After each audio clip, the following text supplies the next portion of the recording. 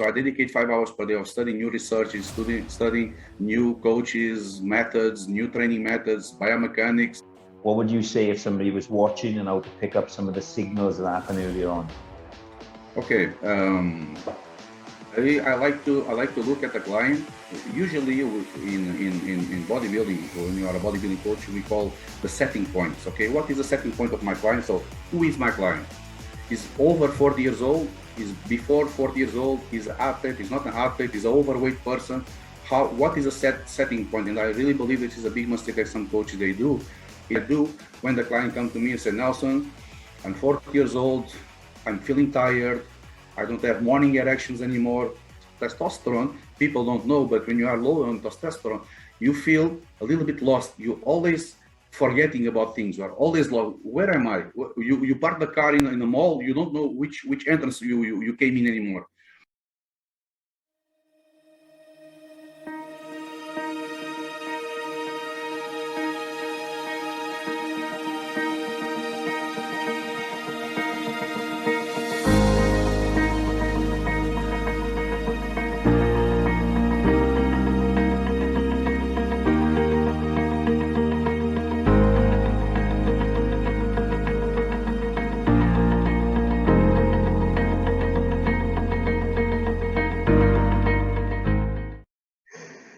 Good afternoon, guys. Christian Williams here from another episode of Physique Transformation, connecting you with like-minded people from all over the globe to share the same vision and the same message, which is to help you transform the way you look, the way you feel, and live that life you've always deserved and always wanted. Today, we have a special guest on the show. We have Nelson Viegas. He's an amazing athlete. He's a personal trainer. He's a professional coach. He is Portuguese champion of 1994. He's helped athletes all over the world. He's a bodybuilding coach. He's an Olympic athlete coach. He's a professional coach. He's a life coach. He's black belt in Ninjutsu, 4th dan, so we don't want to upset the guy. And today we got him on today to talk about how to improve low production of testosterone. So Nelson, my friend, welcome to the show. Thank you so much for inviting me. It's really an honor to be here. And honestly, I'm very honored and very proud to be here. And when you invite me, I really feel very happy because I really love this podcast and I really love to share my knowledge and my passion with other people, because I really think that our mission in life is exactly to give. The happiness comes when you give, not when you receive. And this is what I really feel. And what's the point of having knowledge and don't share the knowledge? So that knowledge is a dead knowledge. So I really believe that when you study so much like I do, I do an exercise of studying 5 hours per day. So I dedicate 5 hours per day of studying new research, studying new coaches, methods, new training methods, biomechanics, whatever I do. I always try to improve myself and try to improve the life of my clients, try to help them with passion, with motivation. And that's really an honor to be here with you. Once again, thank you so much. Thank you. So we were just laughing because we just jumped on a call around 25 minutes before this. So we were going into depth, into information and so forth. And I was saying to Nelson, we better press record because this is quality stuff. So as you can tell, the passion just oozes out. And to be honest, Nelson, that's one of the reasons I wanted to get you on today, is because when I first had a conversation with you, is probably almost 12 months ago. And I remember you was just recovering from knee surgery where you tore both your quadriceps, and I had a couple of little niggles in my shoulder. And you were just walking past and I said hi, and we had a conversation which went on for like 25 minutes.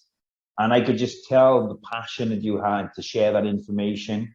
And it's very similar to the way I think and the way I feel about passing it on. And it's very rare to come across people who want to share that. And like I said to you, is as much as we are both coaches, you're a personal trainer, I'm a personal trainer, there's multiple personal trainers, we can only work with a certain amount of clients. I feel that every single coach out there who's working within fitness is on the same team as me, because we're all trying to improve people's lives for the better. And the more people doing that, the more we will win. So thank you for coming on. It's been a while, but like you said, Or like I said, we had some problems with these podcasts, things got busy, and now we're back live running. So welcome again, my friend. Thank you so much. Let's kick it. Let's kick it. So the first question I have for you is, obviously, you know, you work with many athletes, you work with the general population, you've seen people transform the way they look, the way they feel, but many people nowadays suffer with low testosterone, you know, be they work stress, you know, the things they eat, maybe from taking anabolic steroids in the past and coming off without the proper post-cycle therapy. But what are your kind of indicators of someone's telltale signs of having low testosterone? What would you say if somebody was watching and how to pick up some of the signals that happened earlier on? Okay, I like to look at the client. Usually, in bodybuilding, when you are a bodybuilding coach, we call the setting points. Okay, what is the setting point of my client? So, who is my client? Is over 40 years old? Is before 40 years old? Is an athlete? Is not an athlete? Is an overweight person? What is a setting point? And I really believe this is a big mistake that some coaches they do. It's they use some formulas like Aris Benedict formula, Merton St. John formula, Cunningham formula, whatever, and they calculate macros, blah blah blah, and this is the right for you. And they don't really see that this guy eats 6 Big Macs per day. Okay, he eats 3 pizzas, 6 Big Macs. So his setting point now is 7,000 calories. Okay, so I like to watch my clients as, what is your setting point? Be honest with me. How many hamburgers you eat? How many pizzas you eat? I will not put this guy doing a diet of 2,000 calories when he eats 8,000 calories. So if his set point or starting point is 8,000, I will not jump this guy to 2,000. Same thing I do when the client comes to me and say, Nelson, I'm 40 years old. I'm feeling tired. I don't have morning erections anymore. And I say, all these small signs, so tiredness, you forget about your keys all the time. You every day in the morning, where is my keys? The keys of my car. You are always lost. Testosterone, people don't know, but when you are low on testosterone, you feel a little bit lost. You always forgetting about things. You are always lost. Where am I? You park the car in the mall. You don't know which entrance you came in anymore. So that's why usually we joke that women are like that. So women, they never know where they park the car. Why they do that? Because exactly they have low testosterone than men, much less. So most people don't know that testosterone is an orientation hormone. So when a man comes to me and say, I feel tired, I cannot sleep at night, I don't have morning erections, because you know one of the biggest peaks of testosterone is 8 a.m. in the morning. We have 3 peaks if you don't train bodybuilding. If you train bodybuilding, you have 7 to 8 peaks of testosterone. So it's a pulsatile hormone production. It doesn't go up and stay. No, it's a pulse. There is a pulse, another pulse. So if you don't train, if you're just a normal guy, you have 3 pulses of testosterone production. If you train, if you're a bodybuilder, you have 7 to 8, sometimes 9. So, but I really believe when the client comes in, is overweight, he feels tired all the time, he doesn't have any disposition, he feels lack of libido, so he has no sexual desire, he has no, this is a sign that some doctors, they really ignore the morning erection. Always probably is my first question for my clients. How is can I be personal with you? Can I ask you something personal? How is your morning erection? Then you start like, what do you mean? What do you mean, man? Yeah, and it's often some people, they haven't even realized it.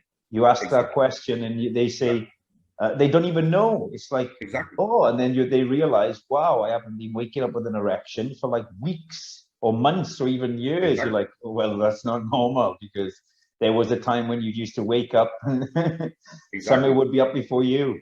Exactly. So this is one of the signs that is telling us that this guy has any type of hormonal issues. Can be a production problem, and remember that the production problem can be a receptor problem. The production can be, you have the hypothalamus. I'm going to make a small explanation. I will not go too deep because I don't want people to get, oh, this guy come here with difficult words. But you have the hypothalamus, and the hypothalamus is the center of our body that controls sugar levels, control all the hormones, thyroid, adrenal glands, testicles, controls hypophysis, controls all the glands in your body. So the hypothalamus detects when the blood passes by the hypothalamus that there is not enough testosterone. So he thinks there's a problem on the testicles. So he produces 2 hormones. It produces luteinizing hormone, and it produces FSH, follicle stimulating hormone. The luteinizing hormone goes to the Leydig cells and produce testosterone, and the FSH, the follicle stimulating hormone, goes to the Sertoli cells and produce spermatozoids. So the sperm count, it's on a Sertoli cell, the Leydig cell produces testosterone. So it produces these two hormones, goes to these cells and boosts. So, and then it tried to boost, but sometimes there is no response. So you have to see if the problem is on the pituitary gland, so hypothalamus, pituitary. So hypothalamus produces two hormones, GnRH, gonadotrophin releasing hormone, and kisspeptin. So these two hormones, they stimulate the pituitary stimulates the testicles. This is the cycle. Then the inhibin goes up again and says, okay, stop production because we are producing too much. But this is the cycle called the HTP axis. Okay, it's an axis that gives the information, produce or not produce, okay? This is how it works. So sometimes the problem can be on the pituitary gland, so they're not producing enough LH or enough FSH, especially LH, because LH is more related to testosterone. FSH is related to sperm count. The problem can be in the testicles. You can have some type of, the testicles, they don't really have atrophy, but they have like a percentage of atrophy. It can be 20% atrophy, 30%, 40% atrophy. They are never 100% atrophy. Even after a cycle, they are never 100%. That's why there are lots of bodybuilders that they still have kids when they are in a blast. They are using high amounts of testosterone, and they still get the woman pregnant. So if their wives get pregnant, it's because there is sperm, that there is at least there is one that moves. It's enough to do the job. So one shot, right? M&M. Yeah. As long as there is one. So people sometimes say, oh no, but we stop. No, we don't stop. These women, they almost stop 100% when they take the pill. They stop almost 100%, 98%. But steroids don't. It's not 98%. Spermatozoids. So the Sertoli cells, they still continue to do their work. So that's why we need to see what is the problem. So the reasons that people nowadays, they have low testosterone, in my point of view, it's lack of activity, because, you know, training and physical activity, especially when you lift weights, increases a lot your testosterone production. That's why finally now doctors are prescribing to people with more than 40, 45, 50 years old to go to the gym. They don't tell them anymore, hey, go run in the park. Okay, because that can really damage the joints. That can really it can do worse than better. You know, it's better somebody to sit on the sofa than, okay, a guy that never run in his life is 130 kilos and now he's trying to run in a park. So, okay, this cannot be a good combination. And at the end of the day, that guy can have a heart attack or something like that, and then he died from excess of physical activity because you're not ready for that. So finally, doctors are really understanding that, okay, let me put this guy lifting weights. When this guy lifts weights, he increases testosterone. Testosterone has so many roles in our body. You can speak here for hours about testosterone. And one of the things that testosterone does also increases the bone density. So of course, when you're getting old, you start losing lots of calcium in your bones, even your collagen, because the collagen is like the hanger. You know, you have in your closet, when you put the clothes, you have the hanger, it's called collagen, and then the calcium sit on the collagen. So it sit on the hanger. If you don't have collagen, where the calcium goes? The calcium starts going around the blood and goes to the veins, the vessels, the arteries, the kidneys, create the kidney stones. So that's why one of the exams that I always ask to my clients, it's calcium score. It's much more important for me to check the calcium score and the blood test of a client than cholesterol. Cholesterol is just a marker, but calcium score is a maker. In nutrition, you say there is the markers and there is the makers. There is something that can really prejudicate, you can really jeopardize your health, and there is just the markers. Cholesterol is just a marker. The only problem with the cholesterol is a small particle oxidized cholesterol. This is the problem that alcohol does. Alcohol inhibits an enzyme that converts cholesterol into testosterone. Okay? So, but this is what alcohol does, and converts that cholesterol into small particles. So the small particle cholesterol, that the oxidized, it's the dangerous one. Not the LDL, HDL, VL. There is 12 types of cholesterol, 12. Not just LDL and HDL. There is 12 types, and only 2 are dangerous. It's the small particle oxidized cholesterol. But make a long story short, so there is lots of reasons now for people to have low testosterone. Lack of activity, excess of sugar, people eating too much sugar. I'm not a guy that I'm going against carbohydrates. I love carbohydrates. I really believe carbohydrates, they should be on a diet, but of course, healthy carbohydrates, okay? Don't compare carbohydrate from a sweet potato. Don't compare a carbohydrate from whatever, a bean or whatever, to a chocolate bar, okay? And people sometimes okay, it's carbs, it's carbohydrates. No, it's not carbohydrates. What the carbohydrates, what the sugars they do, they increase what we call the gram-negative bacteria in your intestine. You have the gram-positive, you have the gram-negative. The gram-negative stimulates something in your intestine called lipopolysaccharides, which is a cell that has like a sword in her back. So this, more you should be always in symbiosis. So you should always have more good bacteria than bad bacteria. When you eat too much sugar, you increase your gram-negative bacteria. So now these swords, they start cutting your intestines. So you start having leaky gut. You start having dysbiosis because you have unbalance on bacteria, and now you have cuts in your intestine. So now the gluten, the things that, the bacteria, the things that should not go inside of you should pass through your digestive system. Now they go inside of you. And the body recognizes that as an intruder. So then your immune system tries to fight. So your macrophages try to fight them.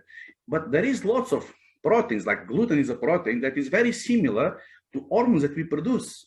So then there is a hormone that is very similar to the hormone you produce in your thyroid. So now your body is going to start producing an antibody that fights gluten, but at the same time going to fight the hormone you produce in your thyroid. Now you have Hashimoto, hypothyroidism of Hashimoto. So now your immune system is attacking your own gland, your own hormones. So now, make a long story short, all these things can really lower your testosterone, lower your disposition, lower your digestion of food. So it's lots of things, but just keep it in the basic. It's lack of activity.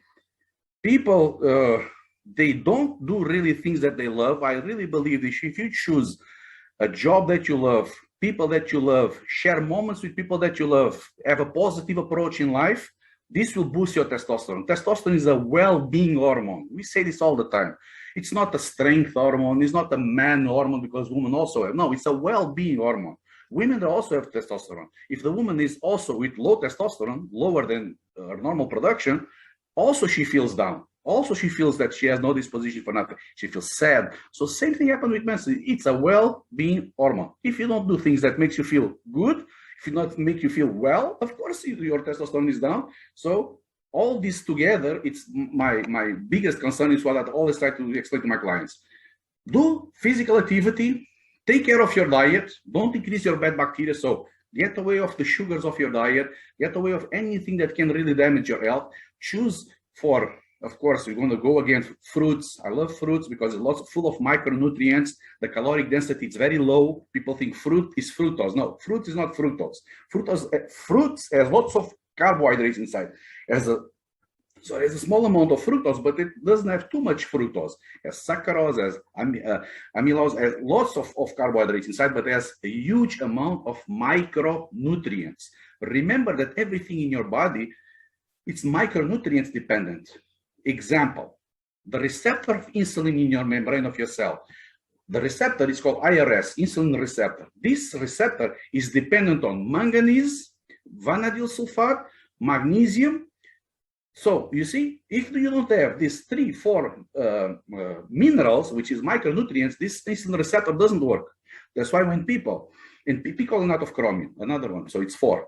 So if you don't have enough picolinate of chromium, if you don't have enough vanadium sulfate, if you don't have enough manganese, if you don't have enough magnesium, what's going to happen? This receptor doesn't work. All the enzymes in your body is dependent always on a vitamin, a mineral. So if you don't really eat fruits, because people think, oh, fruits is going to make me fat. No, it will not make you fat. What makes you fat is excess of calories.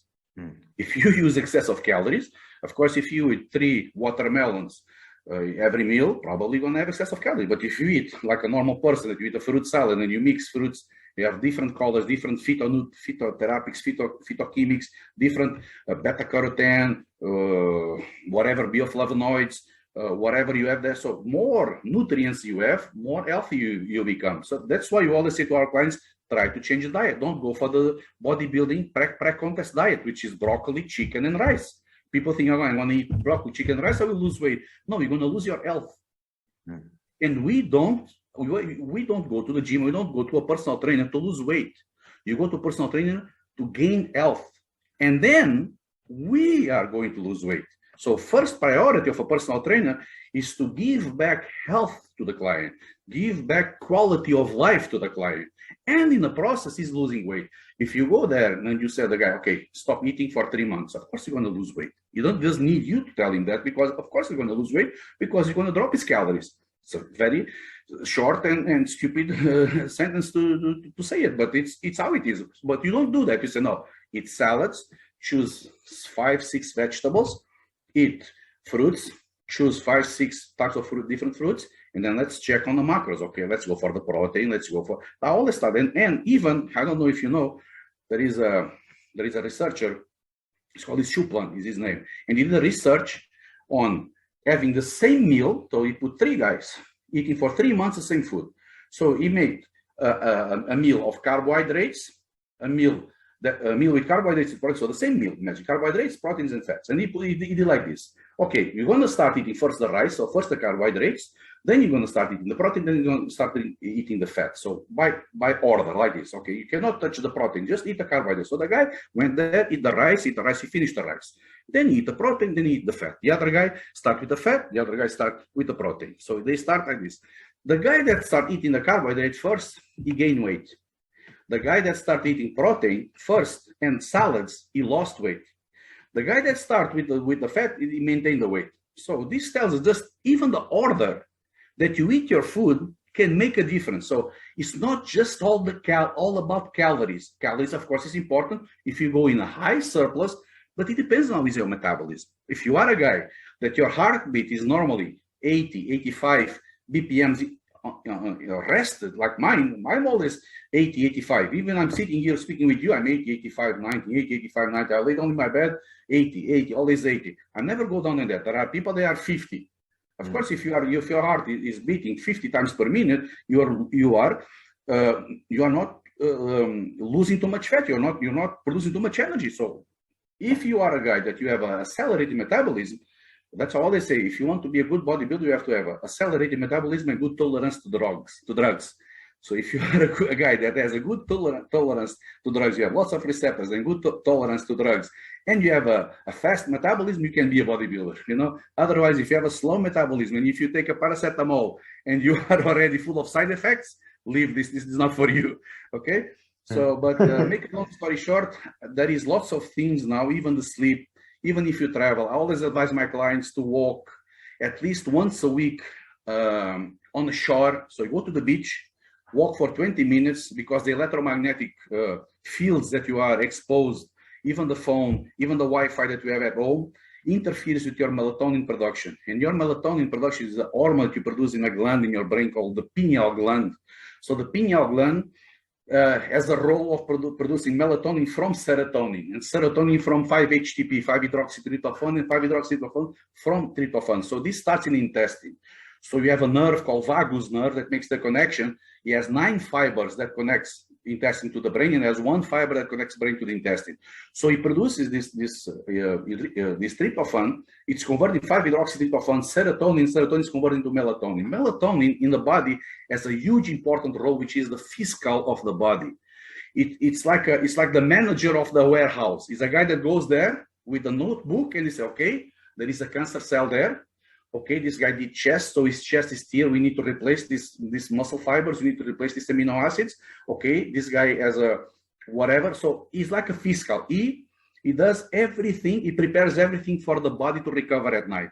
Melatonin is only produced when you are in REM sleep, which is the last stage of the sleep. It was stage 1, stage 2, stage 3, stage 4, REM. Then you go back again, stage 2, stage 3, stage 4, REM. Then again, stage 2, stage 3, REM. Usually it's 4 to 5 times per night. People that have a phone close to their heads, people that have Wi-Fi connected all the time, people that have blue lights in their houses, like a small blue light on a TV, a small blue light that can block the melatonin production, because it's a light that has more than 208 nanometers, which is the length of this, can penetrate the eye. As soon as it penetrates the eye, your melatonin production, it stops. Why? Just think about that. When 10,000 years ago, when you wake up and you open your eyes, what is the first color that you see? It's the blue. It's the sky. You open your eyes and you see the sky. Exactly. That's why the blue light interferes in our sleep. We think it's time to wake up. So we stop producing melatonin. Now imagine you have a small cancer cell. We produce between 10,000 and 20,000 of cancer cells per day, okay? Imagine you have 20,000 cancer cells that you just produce every single day. You produce them and you have no melatonin. What's going to happen? No one goes there to check. Okay, you need to send macrophages here. You need to send leukocytes. You need to send basophilus. You need to send white blood cells to kill this cancer cell, especially one cell called NKs, natural killers. So they are responsible, and natural killer, again, you see, natural killer is modulated by vitamin D3. If you have deficiency vitamin D3, your natural killers cannot work. So you see, I was speaking that the micronutrients are very important because most of the hormone, most of the things in your body they are dependent on vitamins and minerals. So the natural killer, which is the cell responsible to fight cancer cells, they don't go there. Why? Because the physical didn't went there. Because usually they go and they mark the cell and say, okay, this cell needs to kill. You need to kill this cell. So imagine you do this for 1 year, 2 years, and you are eating bad, you are smoking, you drink alcohol, your sleep is very bad. What do you think is going to happen? Of course, you are creating the best environment, the perfect environment to have a cancer. So that's why cancers are growing and growing more and more, because people are sleeping worse and worse. So there is so many causes that really can create issues on testosterone.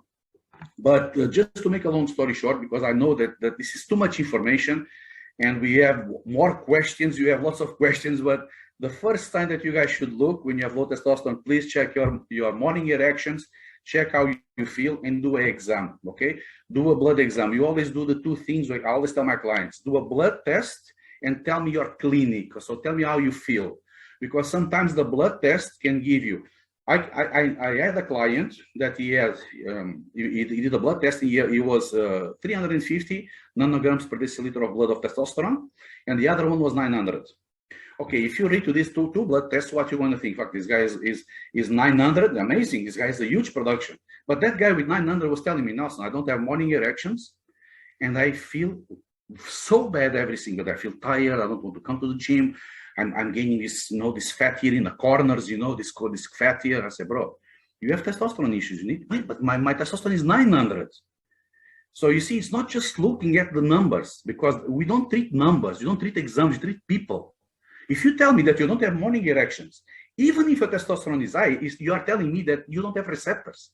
So your receptors, or they are blocked by these hormonal disruptors, okay, like bisphenol A, like so many things that is hormonal disruptors. If you eat foods from can, like the people like bodybuilders have this thing of eating tuna fish from cans. So there's lots of aluminum. So aluminum is a hormonal disruptor. Cadmium is a hormonal disruptor. Mercury is a hormonal disruptor. So they bind into the receptor of testosterone. You have the testosterone. That guy is 900. He's on a limit, 900, but he doesn't have a receptor. So that's why we always tell the clients, do a blood test and also tell me how you feel. So this is the main questions, or the main exams, or the main concerns that I have when my client come to me and I need to see if he's low in testosterone or not. So obviously the total testosterone and the free testosterone will be very beneficial as well then, right? Yeah, as you can you remember that testosterone, sometimes people speak about testosterone, but free testosterone is only 2%, okay? Imagine 2%. 98% is binding to SHBG and albumin. Okay, you have a binding globulin called sexual hormone binding globulin, SHBG, and you have another one called albumin. So these two proteins, they are carriers of testosterone. Albumin has a weak connection, so it means that it's very easy for the albumin to transport the testosterone and release the testosterone into the cell, and the testosterone go inside the nucleus of the cell, because the receptor, the androgen receptor, is inside the nucleus of the cell, it's not on the membrane like the insulin. Okay, so it needs to go inside. But SHBG has a high affinity to testosterone. So SHBG doesn't let go of the testosterone. It's very strong. It has high affinity. So if your SHBG is high, that is telling me that you don't have too much free testosterone.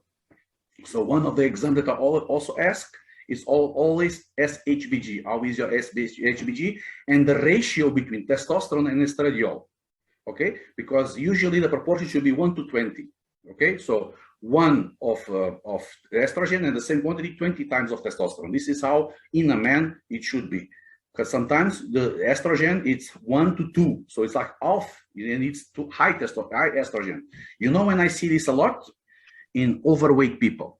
In overweight people, I see this a lot. People come to me and I ask for the blood test and they come with high estrogens. And they say, Nelson, but why have so much high estrogens? Okay, let me tell you something. You have an enzyme in your body called aromatase, okay? CYP19 is the chemical name. CYP19, CYP19, aromatase. Where do you produce aromatase? In your adipocytes, in your fat tissue. So more fat you have, more aromatase you have. So it means what? More testosterone you have, more you convert testosterone into estradiol. So when people come to me and say, Nelson, I went to my doctor, I want to lose weight, and he told me to speak with you, like, let's try to take like some type of steroids to lose weight. I said, man, that's the worst thing that you can do. You never give steroids to a fat guy. Never. Because you're not giving testosterone to this guy. You are giving more material for him to convert into estradiol. So this guy's going to have huge, like, gyno, lots of estrogens. Excess of estrogen his body is going to change. He's going to cry every day. He's going to feel depressed every day instead of feeling like the effects of testosterone. So I see this a lot on people that is overweight. So I say, no, the first thing that you should do is drop weight, make it higher, drop weight. When you are below 20% body fat, then you can speak about taking something. But I never recommend to a fat guy. I know for the trainers it's easier. Okay, this guy is fat. I did all the diets that I can with it's lack of knowledge, because they don't know how the thyroid works. They don't know the conversion of T3 to T3R. They don't know the dehydrogenase, because we have three types of dehydrogenase. You have dehydrogenase type 1, type 2, and type 3. You produce a hormone in your brain called TRH, thyroid releasing hormone. It goes to the pituitary, produce TSH, thyroid stimulating hormone. This thyroid stimulating hormone goes to thyroid and makes you produce T4. T4, it's non-active in the body. You have a few receptors of T4 in your brain. That's it. But T4 is inactive. You need to convert T4 into T3 to be active. T4 has a half-life of 10 days. T3 has a half-life of a few hours. So that's why the body doesn't produce T3. It produces a small amount, but that small amount that you produce of T3 in your thyroid stays in the thyroid just for the metabolism of the thyroid. So in all your body, you convert T4 into T3 in your liver, intestines, and in your kidneys. This is where you have the biggest conversion of T4 into T3. But you have 3 enzymes that does that. Dehydrogenase type 1, dehydrogenase type 2, dehydrogenase type 3. The problem here is, remember, what is T4? T4, it's 4 iodines and 1 tyrosine, okay, amino acid tyrosine. So if the dehydrogenase type 1 comes, she removes the iodine from this position. Now it's a T3, but it's a different T3. If you produce the dehydrogenase type 3, it comes and removes from this position. So you see, it's completely different. Chemically, it looks like the same, but it's completely different. One is called T3, another one is called T3 reverse. What is T3 reverse? T3 reverse is the hormone of the hibernation. It's what the bears, the winter animals, they produce a lot on the winter. So they eat on the summer, and then they try to store all that fat. So what happened with a client, and you saw this in your experience, you have years and years of experience, you saw that. You make the first diet to a client, the guy in the first diet, he loses 20 kilos. On the second diet, he loses 10 kilos, and it's exactly the same diet. On the third diet, he loses 3 kilos. On the fourth diet, he doesn't lose any kilo. Why this happens? Because your body gets a negative feedback. So you start converting all the T3 into 3R because, you think you are smart. You are not that smart. Now I'm going to convert all my T3, so I don't want to accelerate my metabolism. So what I do, I reduce my metabolism, increasing my T3R. So the T3R, the T3 reverse now is high, and the T3 is low. So T3 is the activation hormone. So this hormone activates your metabolism. T3R decelerates your metabolism. So this is the brake, and this is the accelerator in your car. Okay, so now you increase the brake. So your metabolism starts going down slow. So this is the problem sometimes of the coaches. What they do make diets to the clients. They don't understand that sometimes they give to refeed the client. You need to give some food to the client. You need to give a cheat meal to the client. You have to increase the carbohydrates, not bad food, but increasing the calories to stimulate, to boost again the T3, for the body to understand, okay? That's why bodybuilders, long time ago, 50 years ago, we discovered that. We are doing diet to a competition. We are shrinking, but also losing muscle. Because T3 makes a huge, important role when you have the muscle fiber. You have the stem cells around the muscle fiber. We call myonucleus. So for the myonucleus to come, so when you do your training, you train bodybuilding, you destroy the amino acids around the cell, you destroy the cells around the muscle fiber, and these cells, which is stem cells, it's undefined cells. When they go here, the hormone responsible to do this is T3. And the hormone responsible to increase the size is T3R, so they are both important for the muscle growth. So that's why people that have hypothyroidism, they have sarcopenia, they lose lots of muscle mass. So what happens when you start just doing diet? You're going to lose fat, but you're also going to lose lots of muscle because you don't have this T3 to connect the stem cell to the muscle fiber to increase. We call them the myofibrillar hypertrophy. You have two types of hypertrophy, myofibrillar hypertrophy and sarcoplasmatic hypertrophy. To create the myofibrillar hypertrophy, you need T3. If you don't have T3, this doesn't happen. So make a long story short, there is so many things that can really change the environment, the hormonal environment, testosterone of the person, of the client, that we can honestly, we can speak here by hours, and I think it's interesting. It's lots of knowledge, and it's nice. I think you want to do lots of podcasts. Yeah, we'll have to definitely get you back on, because we don't want to take these too long, because we want to keep the engagement, because it's information that people watch. But definitely. But what I want to ask you as well is, let's say, for example, somebody has low testosterone or low receptors, and they change their diet. For example, they clean their diet up completely, they stop drinking out of plastics, they go to bed at a better time, they're feeling better by themselves, they're going out for a walk, their phone is away from the bed, they're doing everything. They take in a couple of maybe herbal remedies or kind of supplements suggested to help them, aspartic acid maybe, making sure they're getting the cholesterol in there as well, healthy good fats. They do all this. How long after the blood test and these changes to the lifestyle would you expect to see a rise in the blood work? Yeah, usually, and obviously a rise in the morning. Yeah. Usually it's 3 months. The people need to stick with the diet, stick with the plan at least for 3 months. Okay, you need to give the substract. Okay, like you said, you need to give cholesterol. You need to give some saturated fats, because saturated fats increase your good cholesterol. So you need to give substract, but you can use also some supplements. D-aspartic acid is one of them, but be careful with D-aspartic acid, because D-aspartic acid only works after 4 grams per day. And after 3 grams gives you diarrhea. So some people say, okay, the acid D-aspartic, it's good, but the problem of acid D-aspartic is the dosage that is recommended. It's very rushed, it's very hard on intestines. Same thing happens with Tribulus. Tribulus terrestris is still one of the best. Like Maca also is very good, but don't take Tribulus 500 milligrams 3 times per day, because that doesn't do anything. You need at least 5 grams per day. If you're taking 500 milligrams, you need to take 10 tablets per day for you to see any type of changing in your luteinizing hormone, because they stimulate the production of luteinizing hormone, and luteinizing hormone go to the Leydig cells to produce more testosterone. But at least 3 months. But do every 3 months, do a blood test to your client and check how he is. But usually it's 3 months. If he does everything, like we said, food, training, he's training bodybuilding at least 3 to 4 times per week, let him also rest. Because like I said, it depends on the person. If it's a 20-year-old guy, he can go to the gym every day, his recovery is good, it's okay. But if it's a 40-year-old guy, probably go to the gym every day is not that good, because it's going to increase a lot of the inflammation.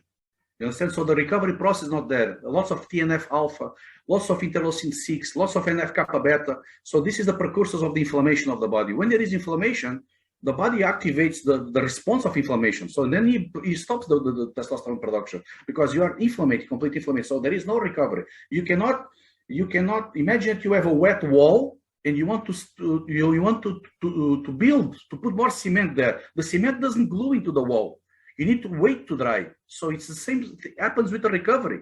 You cannot throw cement if there is humidity. That's why first you need to stop the humidity, let the wall recover completely, the inflammation recover. When the inflammation is out of the muscle, now it's time for you to train again, to amino acids, blah, blah, blah, protein, whatever. So because if there is no recovery, that's why I always tell my clients, be careful with the training. Don't train too much, train hard, very hard every time you go to the gym, but enjoy. Go there 3 times per week, 4 times per week, but enjoy. Don't go there like think that you're gonna be a Mr. Olympia with 45 years old and gonna start your career now, because I think you're gonna lose.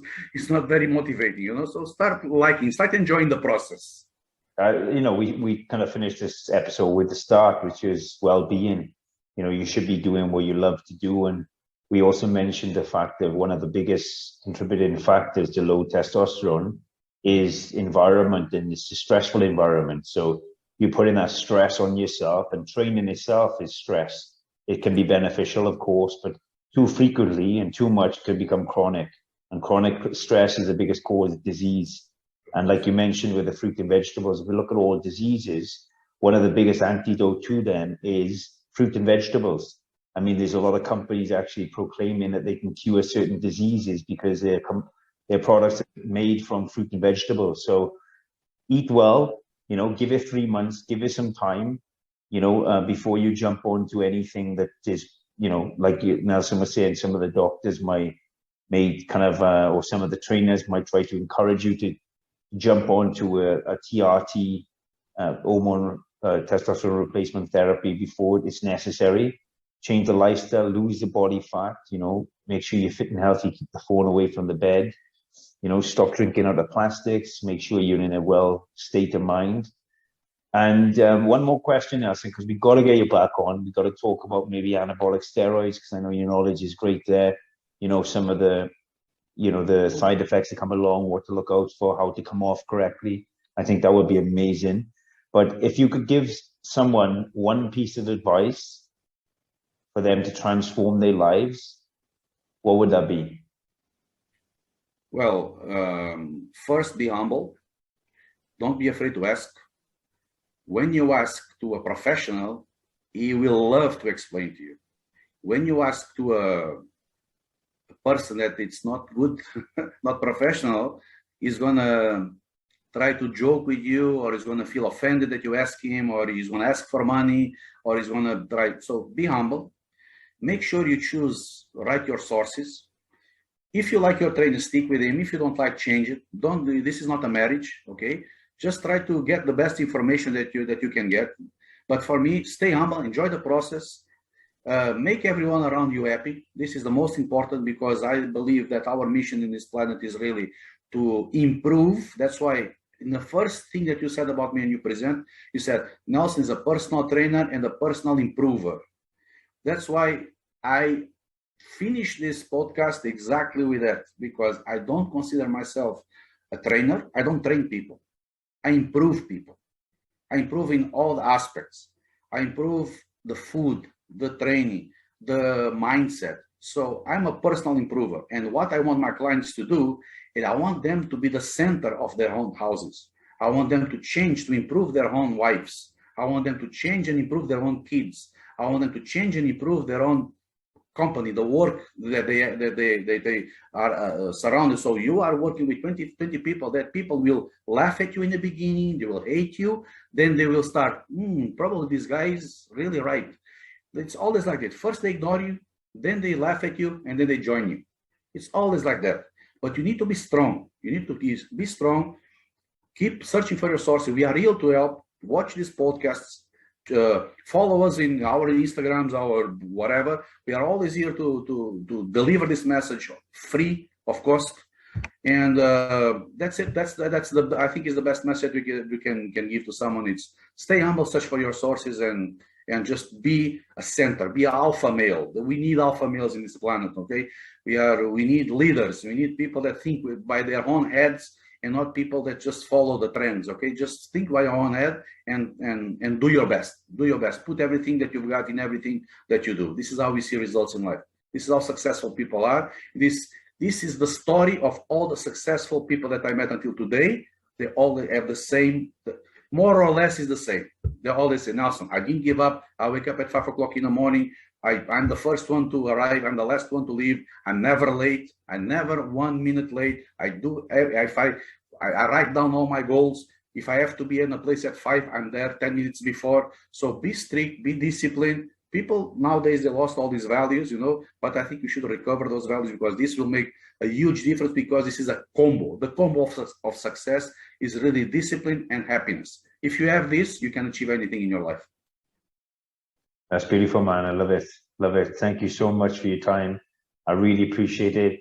Nelson, where can our viewers reach out to you? What platforms can they message you on if need be? Thank you so much, man. And that's it. I'm here always. What platform can people reach out to you? What's your Instagram, Facebook? My Instagram is Nelson Fitness Pro, same as the YouTube. I have also a YouTube channel, so you can also follow me there. And that's it. And you can follow me here on your channel. I'll be delighted to come here anytime you need. We dedicate a few hours here to prepare and to speak a little bit and to make a first video of 25 minutes that you're not recording, but it's okay. We did even better. We got it exactly. You never know if it'll work out. So Nelson Fitness Pro, there you have it, guys. We're going to put some links down in the comments, and be sure to comment as well any questions you have for myself or Nelson. If you haven't done yet, please subscribe, because we are trying to target and help and reach out to more people, including yourself. Comment on this as well. Share this podcast with your friends. I know I'm certainly going to be sharing with all my clients and many people.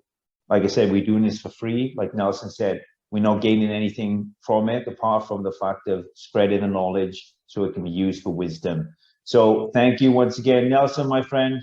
Thank you so much for your time, and definitely we'll have you back maybe next week or the week after, and we'll have another episode, yeah? Okay, thank you so much, man. Once again, it was an honor and a pleasure. Thank you. Thank you, guys. Take care. Bye-bye.